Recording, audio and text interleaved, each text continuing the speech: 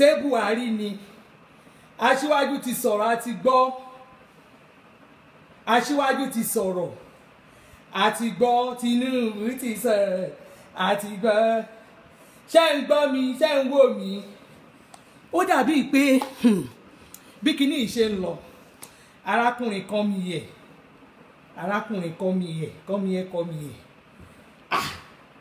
èmi ò ráyè gbogbo rẹ̀gẹ̀tì ẹ̀yẹn mi ò ráyè bó ṣe ń lọ continue you will continue to show me toro dàbí pé kíní yẹn ò change you will continue to show me ẹ mọ tó ṣẹlẹ̀ mi nílò makeup mo fẹ́ ká rí ojú mi dáadáa ẹ rí gbogbo máàkì yẹn torí tí bá lọ kun powder ẹ lè má lọ dá mi mọ̀ tẹ bá lọ pàdé mi ní toll gate àbẹ lọ pàdé mi anywhere àbẹ lọ rí mi mo fẹ́ ká ẹ dá o this is my real face no powder ẹ jọ̀ọ́ torí Ọlọ́run àìsírí mi Ọbalẹ̀ Elizabeth orúkọ mi ni mò ń jẹ́ Ọbalẹ̀ Elizabeth ni mi ò change orúkọ ọkọ mi ló ń jẹ́ ọba ńlá Elizabeth yẹn orúkọ tèmi ni orúkọ àbísọ̀lẹ̀ ṣẹwárí adé Buhari yẹn àtijọ́ lẹ̀pọ̀ tipẹ́ orúkọ bá mi nẹ̀ kí n tó fi orúkọ tí bàbá àtìyá sọ mí kí n tó fi replace adé Buhari àjọ lẹ̀pọ̀ kò sí wèrè orúkọ tí mò ń jẹ́ ni àwọn kan pè mí mọ̀ sí tí mo mọ̀dé olówó bẹ́ẹ̀ ni orúkọ mi náà ni mo sì ń jẹ́ bẹ́ẹ̀ that is my name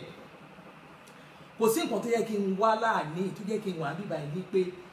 fún 2019 election yẹn ni a gbọ́dọ̀ rí solution ṣogun ogun ayé wa Nàìjíríà yìí ẹ̀yin ọmọ Nàìjíríà tó bá wùn yín kẹ́ wá solution tó bá wùn kẹ́ má wá solution you are on your own. I have nothing to lose tẹ́ bá fẹ́ dìbò kẹ́ dìbò tó bá wùn yín kẹ́ máa gbé àwọn ọ̀jẹ̀lú síbẹ̀ ọ̀jẹ̀lú will continue to ruin this country. Wọ́n tún ti ń bọ̀ wọ́n ti ń kóra wọn jọ olè ni wọ́n ti ń bọ̀ wọ́n ti ń kóra wọn jọ tí kíní yóò bá ṣiṣẹ́ màá tún continue lórí page mi kò sí ìtókùn mi tí ò bá lọ mọ́ màá tún continue mo lè ṣe live chat mẹ́wàá lẹ́ni just because of nǹkan tó ń ṣẹlẹ̀ èmi sọ nǹkan tó ń ṣẹlẹ̀ fún yín ẹ̀yin kankan ò fẹ́ understand nǹkan tó ń ṣẹlẹ̀ ní Nàìjíríà mo ló lè ní àwọn tó wà Nàìjíríà mo sọ of them mo lè ní wọ́n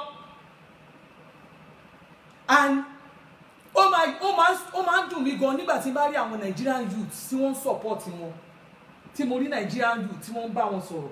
tèmi rí Nigerian youth tí wọ́n wà pẹ̀lú wọn tí mo rí Nigerian youth tí wọ́n ń lu flag lẹ́yìn àwọn olè lẹ́yìn àwọn ọ̀bàyéjẹ́ lẹ́yìn àwọn oníjìbìtì how can tí màá rí àwọn ọmọ Nàìjíríà ọmọ ìlú mi tó máa jókòó ti àwọn olè tó máa pariwo tẹ̀lé àwọn ọ̀bàyéjẹ́ àwọn ọ̀jẹ̀lú ẹ jẹ́ kí n sọ nǹkan tó ń ṣẹlẹ̀ fún yín nílùú yìí brother mi Sowore mo ríṣẹ́ tẹ́ ẹ ṣe ẹ ti try gan Sowore ẹ try gan èmi fi gbogbo ẹnu sọ tó bá jẹ́ Haúsá ní ni àbí tó bá jẹ́ táìmù Yorùbá rè ẹ máa wọlé torí mi láìkì Sowore gan gbogbo ẹnu mo fi sọ ṣùgbọ́n Sowore táìmù tẹ́ jáde yìí ò dá rárá táìmù Haúsá lẹ jáde àwọn Haúsá ló ní táìmù yìí Haúsá ló ní táìmù wàhálà yẹn dẹ̀ ti ń ṣẹlẹ̀ láti ìgbà tí Yar'Adua ti kú tẹ́ bá mọ̀ ìgbà tí Yar'Adua kú yẹn ó yẹ kó fi Haúsá replace presidency ni ṣùgbọ́n vice ẹ̀ èdè míì ni wọ́n dẹ̀ lò ó àwọn Haúsá tún gbárùkù tì láti lè lọ láti lè jẹ́ kó jẹ́ president wa ìgbà ẹni wàhálà yẹn ti wà ńlẹ̀ wọ́n dẹ̀ ti bẹ̀rẹ̀ sí ní fà so Haúsá ò lè dìbò fún wa this time bọ̀dá mi ẹ má fi bẹ́ẹ̀ ṣe wàhálà jìnnà ẹ bá jáde next time ẹ rí gbogbo ara tí màá fi ṣiṣẹ́ fún yín ṣùgbọ́n lọ́wọ́lọ́wọ́ tá a wà yìí ẹ̀yin ọmọ Nàìjíríà tẹ́ ẹ bá fẹ́ kí ìlú yìí kó collapse kí ìlú yìí kó run korofo ní Buhari bá ń lẹ̀ korofo ní Buhari bá ń lẹ̀ tẹ́ ẹ bá fẹ́ kí ìlú yìí run tẹ́ ẹ bá fẹ́ kí ìlú yìí bàjẹ́ àwọn ọ̀bàyéjẹ́ àwọn olè wọ́n ti kó Nàìjíríà jẹ wọ́n ti kó wa lẹ́rú wọ́n ti gbowó lọ́wọ́ wọ́n ti gba change tẹ́ ẹ bá fẹ́ kí ìlú yìí run ẹni tó lè kojú wèrè wọ́n ní wèrè la fi ń wo wèrè ẹni tó lè kojú wèrè Buhari ló lè kojú àwọn ọ̀jẹ̀lú yìí lọ́wọ́lọ́wọ́ tá à ń sọ lọ́wọ́ yìí Buhari ló lè kojú ọ̀jẹ̀lú Abiola try láti ṣe wọn fún láì láti ṣe torí wọ́n mọ nǹkan tí wọ́n ń ṣe wọ́n mọ nǹkan tí wọ́n ń ṣe ṣe rí gbogbo drama in the house gbogbo drama tẹ̀ ń wo in the house yẹn drama ni wọ́n ṣe drama fún yín ni nothing is happening ṣe rí àwọn òṣèlú yẹn àwọn ọ̀jẹ̀lú wọ́n ṣe pàṣípààrọ̀ ni fún mi lélẹ́yìn máa gbélé yìí lọ́wọ́ ẹ̀ wọ́n wá ticket tó fẹ́ fi return padà sí house oní gbogbo wọn wá oní gbogbo division tẹ̀ ń rí lọ́tún tẹ̀ ń rí lọ́sì yẹn gbogbo wọn drama ni wọ́n play drama ni gbogbo wọn play ẹ má jẹ́ kí wọ́n fi búrẹ́dì kó wa lọ́bẹ̀ jẹ gbogbo ẹ̀ ló ti yé wa ẹ lọ́wọ́ àwọn politician àdúgbò yìí èlò náà ní lọ́wọ́ èlò ní most of them ní lọ́wọ́ kó tó di pé wọ́n dé house kan tó dé senate kan tó dé gbogbo ẹ lọ́wọ́ nǹkan tó ń control sí ẹ mọ iye tí wọ́n ń gbà lówó oṣù ni ẹ mọ iye tí senators kankan gbà lówó oṣù ẹ mọ iye tí senators kankan gbà lówó oṣù ẹ mọ bí Nàìjíríà ṣe rí ìwọ tó ò rówó ra dátà ò níná láti gbà ibi mo ti débi báyìí àtọ̀nà ẹ̀ méjì ò níná iná tí ò dẹ̀tọ̀ àwọn kan náà wà ń di ẹ̀ àwọn kan náà wà ń di ẹ̀ ẹ bá wọn senators wa bíìlì mélòó náà ti páàsì látìgbà tí Buhari ti débẹ̀ iṣẹ́ mélòó náà fún Buhari láyè láti ṣe látijọ́ tó ti débẹ̀ letter from the presidency oní Saraki ń kà lójoojúmọ́ tá à ń rí mélòó ni wọ́n ti agree appointment mélòó ni Buhari ti sọ pé òun fẹ́ appoint ẹni báyìí mélòó ni wọ́n ti gẹ́ kí wọ́n wọlé ń bẹ̀ ẹ̀ ń bàlújẹ́ mọ̀yàn lórí ẹ̀yin lẹ wá fẹ́ wá tún ṣe gbogbo drama tó ń ṣe Indias yẹn la rí tẹ́ bá rí àjẹkùn ìyá ni wọ́n kidnap òun a máa sọ̀rọ̀ ẹ máa fi ọ̀rọ̀ ẹ máa fi ba ìlú jẹ́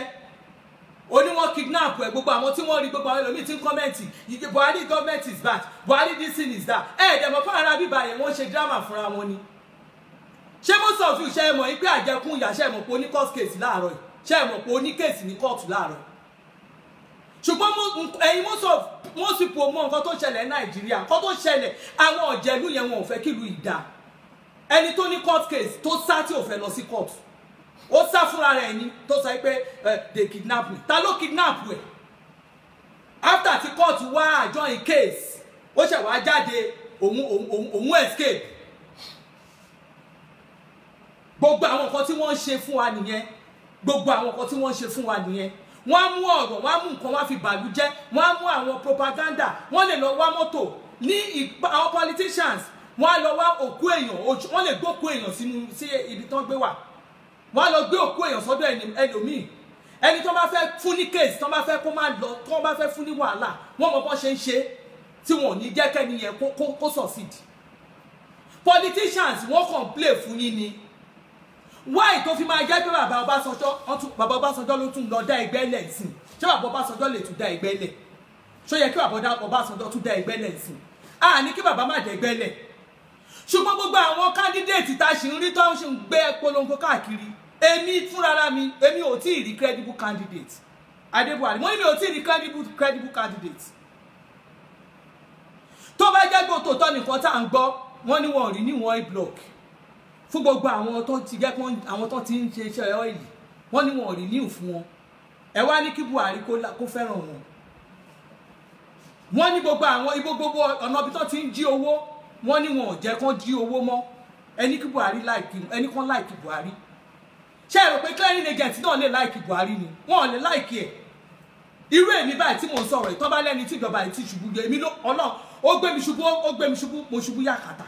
torí èmi bí mo ṣe wà yìí ó lè tá à ń jà tẹ̀lé àríjà àní tí n bá a máa jalè àwọn bá ṣe ń jalè tẹ́lẹ̀ ààrò lè jà nígbà ayé Buhari gbogbo nǹkan tó wọ́n ní ká máa sanwó normally nígbà tí ní ká máa sanwó normally kí ló tún wá kù ẹ jẹ́ ká máa jẹun níwọ̀nba àkọ́tẹ́ni wáká ẹ jẹ́ ká jẹun níwọ̀nba àkọ́tẹ́ni wáká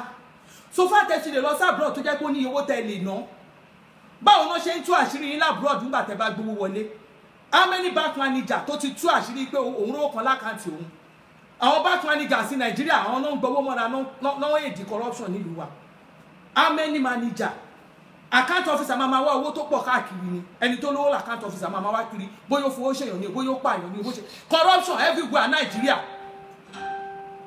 ṣàfẹ́ para wa ni ojú this is my real face mi kún powder ṣe ti rí iṣẹ́ rí bó ṣe jóná kò kàn mí I don't care tẹ́ bá rí mi kẹ́ lè dá mi mọ̀ kẹ́ lè rí mi ojú mi rè this is my real face mo ní olè ní most of àwọn politicians wa ṣé contractor tí ò ríṣẹ́ gbà mọ́ tí ò lè fẹ́ sọ ni contractor tí ò ríṣẹ́ gbà tí ò lówó lọ́wọ́ contractor ò ríṣẹ́ gbà kò rówó lọ́wọ́ kò sí nǹkan kan lọ́wọ́ contractor ẹ wá ní contractor ẹ ní kó support ìjọba ilé kò lè support ìjọba ilé torí pé kí ni kò sí owó lọ́wọ́ ẹ̀ kò rí nǹkan gbà kò rí nǹkan jẹ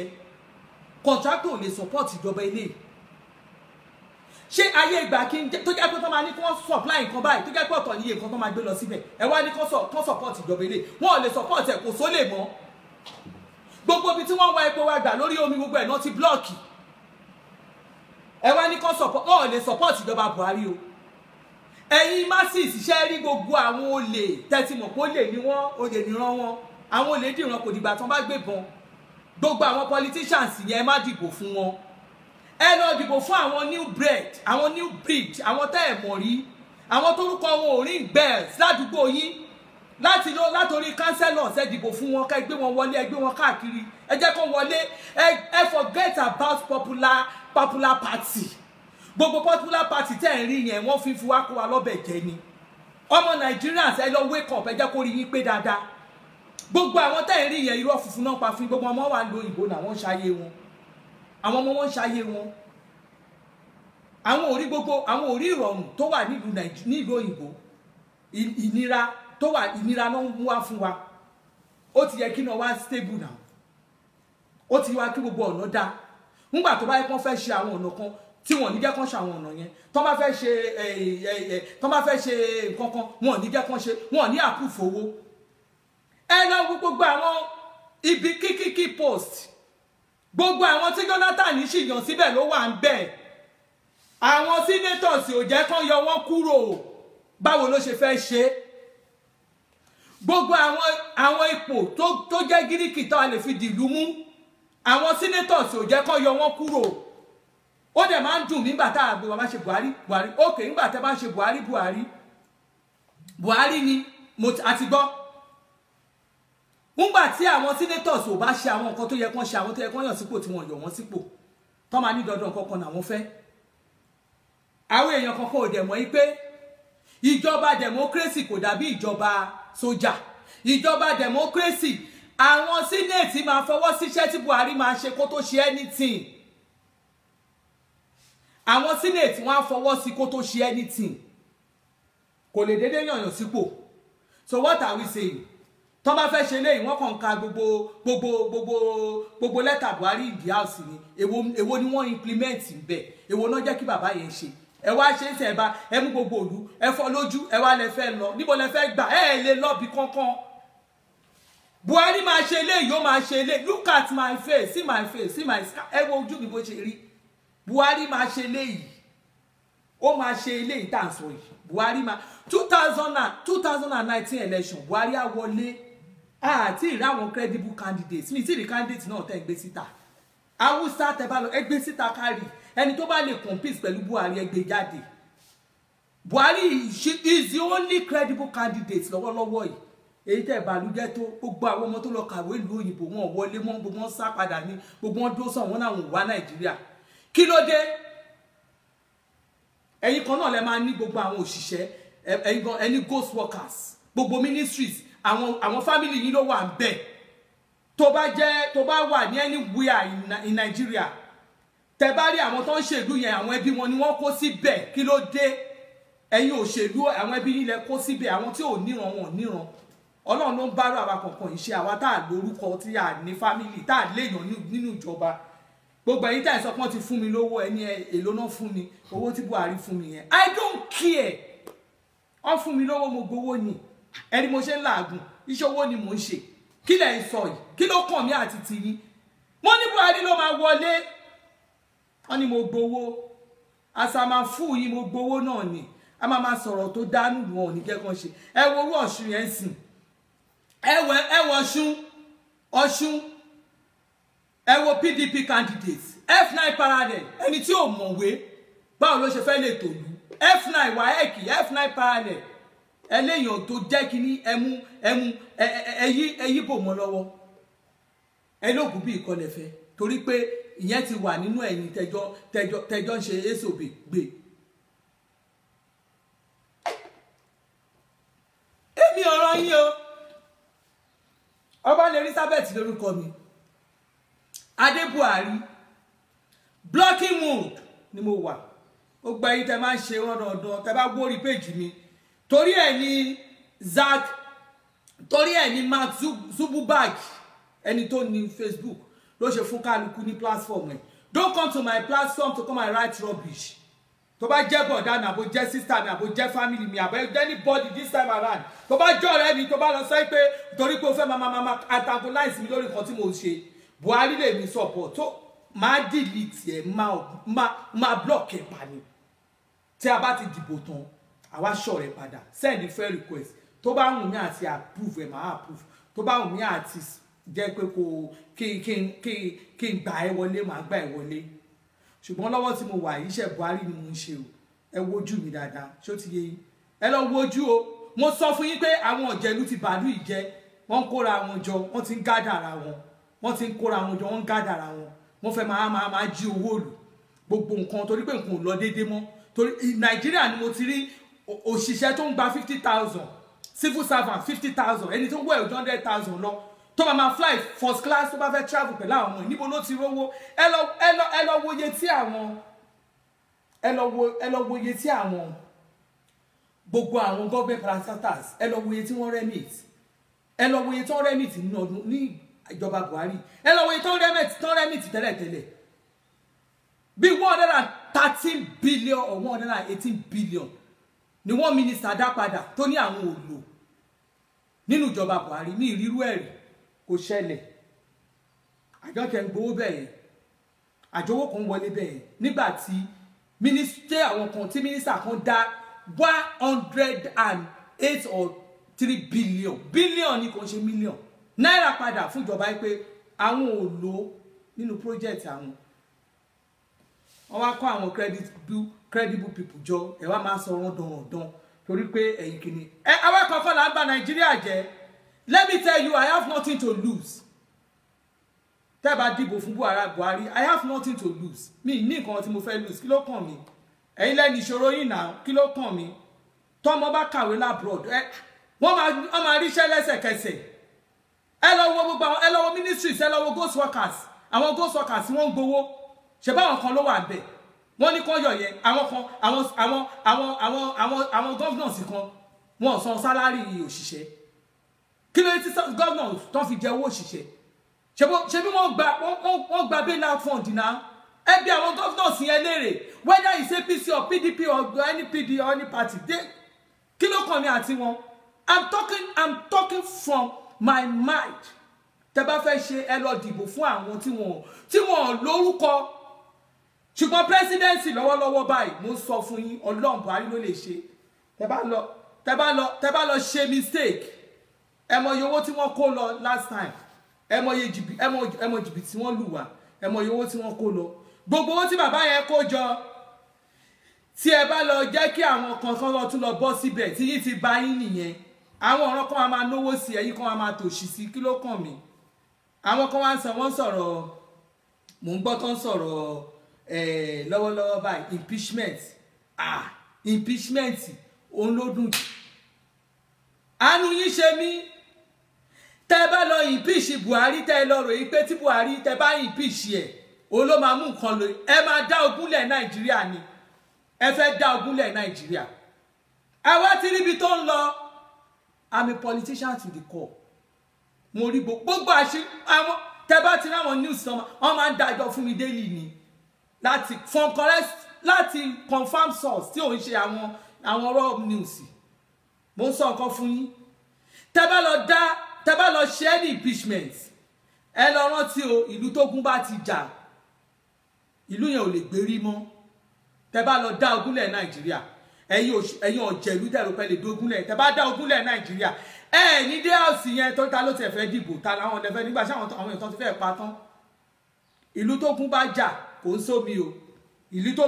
ogun bá jà kò ń síná o ìlú tógun bá jà kò ń ṣe pé mo ní big mansion o ìlú tógun bá jà mi ìrántí ìyàwó ìlú tógun bá jà ìrántí ọmọ o ìlú tógun bá ti jà kò sí pé property ni of business mi rèé o bó bá ibi tílẹ̀ bá mọ́ bẹ́ẹ̀ sí ló bá ra ẹ gbogbo ẹ̀yin tẹ́ ń lọ dùlógún let there be war I pity all of you now try it make you pray tell them say make dem impeach Buhari that is why you know say Malam no go gree for you. You know, let me tell you, Malam, they're there everywhere. Mama slaughter you be baby ni. So don't try it. Don't bring war to this country for your own selfish interest. All these politicians. Ọlọ́run máa láka gbogbo ẹ̀yin tẹ́ bá fẹ́ kógun wọ Nàìjíríà. Ẹ fẹ́ kógun wọ Nàìjíríà. Nàìjíríà ìlú mi. Nàìjíríà tó yẹ pé ńgbà tí mo ti dé inú mi kàn dùn. Mo kàn sùn ni. Fresh air gbogbo everything ni mo kàn gbádùn. Mo sùn níbí kí mo sùn dànù kí ló kàn mí mo sùn dànù ṣé mo lè sùn dànù bẹ́ẹ̀ nílò òyìnbó ẹ fẹ́ lé wa lé ẹ fẹ́ káwa kan wá lé mà wá kan love ìlú ìpa mo love Nàìjíríà pa mo love ìlú mi pa ẹ gbàgbé bó ṣe ṣẹlẹ̀ ẹ fẹ́ lé wa ẹ fẹ́ kọ́kàn wa balẹ̀ mọ́ bó ṣe wáyé ọkàn mi balẹ̀ pé mo tẹ̀ délé mo délé mi láyọ̀. Ọwọ́ òsì mi ọwọ́ yìí bó ṣe wà yìí kò ṣiṣẹ́ dáadáa nílùú òyìnbó níṣẹ́ ló dàbí kan gbé àìsí sí mo ń wọ glove rin ni mo ti lálàáfíà láti ìgbà tí mo ti dé mo lálàáfíà mo tún gba cool something sára ẹ rò pé bóyá easy ni ṣé ẹ rò pé easy ni ẹ fẹ́ lé àwa kan sílùú òyìnbó ẹ fẹ́ ká wálé mọ́ gbogbo àwọn news wèrè tẹ́ ń gbé yẹn ẹ stop ṣe bẹ́ẹ̀ ẹ kó ṣì lọ Buhari wo èrò pọ̀ lẹ́yìn ẹ supporter ẹ pọ̀ bí yẹ̀pẹ̀ á pọ̀ bí yanrìn ilẹ̀ gbàgbé bó ṣe ṣẹlẹ̀ àwọn alápọ̀ jù supporter Buhari ló pọ̀ jù masses ló support Buhari ẹ rò pé gbogbo ẹ̀yin tẹ́ wà online ẹ̀yin tẹ́ pẹ́ rówó ra tẹ́ lo subscription ọ̀fẹ́ labroad ni ẹ rò pé yìí ni àwọn tó support Buhari ò rówó subscribe torí pé àwọn politicians wọ́n ti àwọn yẹn mọ iye tó ń pín lóṣooṣù ni kí wọ́n máa pín bí 43 million lóṣooṣù kẹwàá ní kó rí ẹ̀ normal orí wọn ò lè normal náà àmọ́ tó yẹ kẹ́ gbá jáde kẹ́ gbá wọn dànù kẹ́ fi gbálẹ̀ gbá wọn dànù kẹ́ yàkàyàkà wọn dànù ẹ wá ń pọ́n wọlé àwọn wèrè kan tẹ̀ máa ń support àwọn kan ẹ máa support àwọn tó jẹ́ pé wọ́n kàn jẹ́ ìlú ni ẹ wọ ẹ kó lọ yé wa o mo wà lórí ọwọ́ yẹn Buhari ni o 2019 Buhari ni o ẹ bá gbọ́ ẹ sáré kábàkábà ẹ sáré kábàkábà ẹ máa sáré ẹ gbàgbé ẹ lọ ẹ tí pọ̀ tó ẹ lọ kóra yín jọ o ló bá wọn kẹ kóra yín jọ ló bá wọn kẹ ṣe kíni kò sí ìtókàn mi omi òràn yín bẹ ṣe wà yẹn àní Buhari ni èmi ò fẹ́ mọ̀ o gómìnà Ògùn state mi ìfẹ́ mọ̀ ní tẹ̀yàn síbẹ̀ o gómìnà Ìbàdàn gómìnà Kaduna gómìnà Kánò in fact tí Ìbàfò tó bá jẹ́ state ẹni gómìnà tó bá wù ní kẹyàn síbẹ̀ kò sí ìtókàn mi pẹ̀lú gómìnà o mi ìsọ̀rọ̀ pẹ̀lú gómìnà o èmi mọ̀ pé 2019 ẹ máa rí àwọn ìbò olóyìí ẹ lọ dìbò fún àwọn credible candidates ẹ má lọ gbogbo àwọn rọ́dọ̀rọ̀dọ̀ yẹn ẹ bá lọ try ẹ lọ ẹ fẹ́ẹ̀lì nìyẹn o àwọn tó wù yín gangan ní kẹ́ dìbò fún ẹ má yẹ kán ṣe yín bákan ẹni tó bá wù yín ní kẹ́ dìbò fún ẹ gbàgbé popular party kí ló jẹ́ bẹ́ẹ̀ alóhun olè ló pọ̀ jù bẹ́ẹ̀ ẹ jẹ́ kó máa nájà kiri wọ́n nájà kiri ni wọ́n wá bí tó ti fẹ́ lọ gba ticket tó fẹ́ gba ticket to continue wọ́n wá play drama wọ́n ṣe bó ṣe wù wọ́n ṣe bọ́ bá ti fún yín lówó ẹ gbowó lọ́wọ́ wọn tó bá fún yín ní ráìsì ẹ gba ráìsì lọ́wọ́ wọn tó bá fún yín lóróró ẹ gbà lọ́wọ́ wọn wọ́n sì máa pín ọ̀kadà wọ́n máa pín ẹ̀rọ ọlọ́ta wọ́n sì máa pín mọ́tò wọ́n ti ń pín transformer ẹ gbà lọ́wọ́ wọn ẹ tó bá wù ní ká dìbò fẹ́ gbá everything lọ́wọ́ wọn owó bàbá wa owó wa tán jí kó ná ẹ gbà lọ́wọ́ wọn ẹ dìbò fún conscience yín ẹni tó bá wù ní ká dìbò fún ẹ má wowó anybody tó bá fowó káyín mọ́lẹ̀ gbowó lọ́wọ́ wọn correct neat money ẹ gbà don't vote for them mo sọ fún yín don't vote for them mi campaign ní ìlú fún yín o ṣùgbọ́n presidency Buhari lọ kọ oṣù ọkọ̀ àjẹ́ òun lọ kọ àwọn olè ọkọ̀ ọ̀jẹ̀lú tẹ bá gbọ́ ìdágìrì fáwọn ọ̀jẹ̀lú Buhari ló jẹ́ bẹ́ẹ̀ ẹkùn ọkọ̀ àyíṣà nìyẹn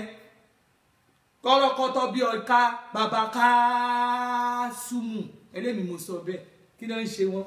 Buhari ni o ẹ̀yin tèmi kò ní jù bẹ́ẹ̀ lọ torí pé kí ni màá tún kàn sí láìpẹ́ màmá stop ṣe bẹ́ẹ̀ ni a ní kó stop ṣe bẹ́ẹ̀ ẹ bá mi gbé kíní ẹ bá mi stop ẹ mọ bọ́n ṣe ń stop ẹ bá mi stop kíní mi.